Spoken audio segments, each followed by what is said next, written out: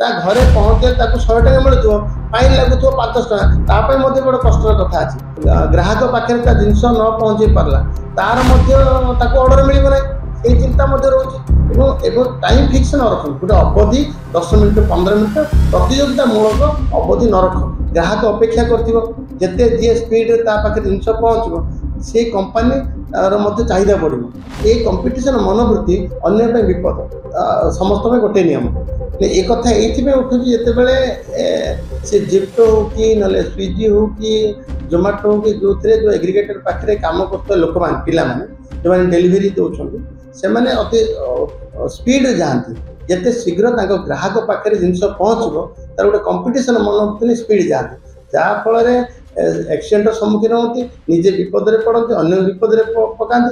ଏ ନିୟମ ତ ସମସ୍ତଙ୍କ ସମାନ। ରୋଡ ସେଫ୍ଟି ବିଚାରରେ ଆମେ ନିଶ୍ଚୟ ଯିଏ ସ୍ପିଡରେ ଯିବ, ଗାଡ଼ି ଅତ୍ୟଧିକ ସ୍ପିଡରେ ଚଲାଏ, ତାକୁ ଫାଇନ୍ ପଡ଼ିବ ଏବଂ ସମସ୍ତ ପାଇଁ ଗୋଟିଏ ନିୟମ। ଆମେ ଆକୁ ଧରିକିରି ଏବେ ମୁଁ ଆଜି ଗୋଟେ ନିଶ୍ଚୟ ସେମାନଙ୍କୁ ଦେବି, ଗୋଟେ ଆଡଭାଇଜର ମଧ୍ୟ ଆଜି ଜାରି କରିବୁ ମୁଁ ଆମ ବିଭାଗ ତରଫରୁ, ଏଥିପାଇଁ ଯେ ରୋଡ ସେଫ୍ଟି ଚିନ୍ତାର ବିଷୟ ମଧ୍ୟ। ଏବଂ ସେମାନେ ଏ 10 ମିନିଟ୍ 15 ମିନିଟ୍ ଅବଧି ନ ଦିଅନ୍ତୁ, ତାକି ଗ୍ରାହକ ଅପେକ୍ଷା କରିଥିବ, ଯେତେ ଯିଏ ସ୍ପିଡରେ ତା ପାଖରେ ଜିନିଷ ପହଞ୍ଚିବ ସେଇ କମ୍ପାନୀର ମଧ୍ୟ ଚାହିଦା ବଢ଼ିବ।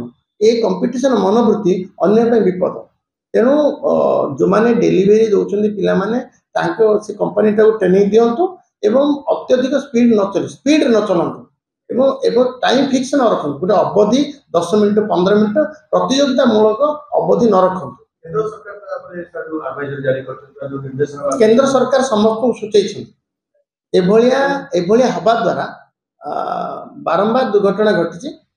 ୟାକୁ ଚିନ୍ତାର ବିଷୟ ଭାବି ସମସ୍ତଙ୍କୁ ଗୋଟେ ନିର୍ଦ୍ଦେଶ ଦେଇଛନ୍ତି। ହଁ, ରାଜ୍ୟ ସରକାର, ସବୁ ରାଜ୍ୟ ସରକାର ମାନଙ୍କୁ ୟାକୁ କଣ୍ଟ୍ରୋଲ କରାଯାଉ। ଆକୁ ସେ ଯେଉଁମାନେ ସେ ଡେଲିଭରି ପିଲାମାନେ, ଯେଉଁ ଏଗ୍ରିଗେଟର କୁହନ୍ତୁ, ସେମାନେ ଟ୍ରେନିଂ ଦେବେ ତାଙ୍କ ପିଲାମାନଙ୍କୁ, ଏବଂ ଗୋଟେ ପ୍ରତିଯୋଗିତାମୂଳକ କଥା ରଖି ଯେତେ ସ୍ପିଡରେ ଯିଏ ଡେଲିଭରି ଦେଲେ ତାର କମ୍ପାନୀର ଚାହିଦା ବଢ଼ିବ। ୟାକୁ ବେପାରୀ ମନୋବୃତ୍ତି ହେଇଗଲେ ବିପଦଟି ପଳେଇ ଆସୁଛି। ତେଣୁ ତାଙ୍କର ପିଲାମାନଙ୍କୁ ସେ ଟ୍ରେନିଂ ଦିଅନ୍ତୁ, ଆଉ ଗୋଟେ ଅବଧିକୁ ଏତେ ଫାଷ୍ଟ ନ କରନ୍ତୁ। ନିଶ୍ଚିତ ଭାବେ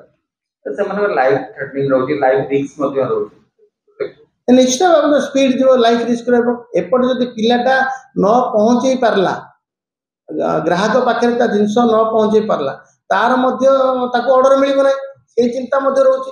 ତେଣୁ ଯଦି କମ୍ପାନୀ ତରଫରୁ ଏକଥା ହବ ଯେ ଗ୍ରାହକ ଯେତେ ସ୍ପିଡରେ ମାଗୁନା କାହିଁକି, ତାକୁ ପହଞ୍ଚେଇବା ପାଇଁ ଗୋଟେ ଅବଧିକୁ କମ ନ କରାଯାଉ, ଯେତିକି ସମୟ ଲାଗେ ଠିକ ସମୟରେ ପହଞ୍ଚା।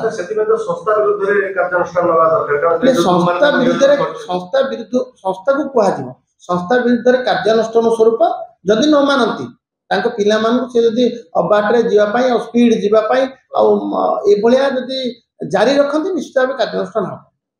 ଆମେ କ୍ଲିନ୍ କଟ୍ କହିପାରିବା ଯେ ଯିଏ ସ୍ପିଡରେ ସ୍ୱିଗି ଜୋମାଟୋର ଯେକୌଣସି ବୟସରେ ସ୍ପିଡରେ ଗଲେ ସ୍କାନରରେ ଆସିଲେ ତାଙ୍କୁ ଫାଇନ୍ କଟାଯିବ। ନିଶ୍ଚିତ ଏ ତ ଫାଇନ୍ କଟାଯାଉଛି, ସେଇଟା ତାଙ୍କ ପାଇଁ ମଧ୍ୟ ମୁଣ୍ଡ ବଥାର କାରଣ ହେଇଛି। ମୁଁ କହିବି ପିଲାଟାକୁ ଯଦି ତା ଘରେ ପହଞ୍ଚେ ତାକୁ 100 ଟଙ୍କା ମିଳୁଥିବ, ଫାଇନ୍ ଲାଗୁଥିବ 500 ଟଙ୍କା, ତା ପାଇଁ ମଧ୍ୟ ବଡ଼ କଷ୍ଟର କଥା ଅଛି। ତାକୁ କମ୍ପାନୀ ପ୍ରେସର କରୁଥିବ, ପ୍ରେସର ଚାପ ପ୍ରୟୋଗ କରୁଥିବ, ଜଲ୍ଦି ନେଇକିରି ଡେଲିଭରି ଦେ, ଏଭଳିଆ ନ ହଉ। ଆଉ ମୁଁ ତ ଅନୁରୋଧ କରିବି ଯେ କୌଣସି ପିଲା, କୌଣସି ଯେଉଁମାନେ ଡେଲିଭରି ଦେଉଛନ୍ତି, ଯେଉଁ ପିଲାମାନେ, ସେମାନେ ଯେଉଁମାନେ ଏଗ୍ରିଗେଟର ପାଖରେ କାମ କରୁଛନ୍ତି, ସେମାନେ ଏତେ ତରବରିଆ ଭାବେ ସ୍ପିଡ ହେଇକିରି ନିଜ ଜୀବନକୁ ବିପଦକୁ ନ ଆଣନ୍ତୁ।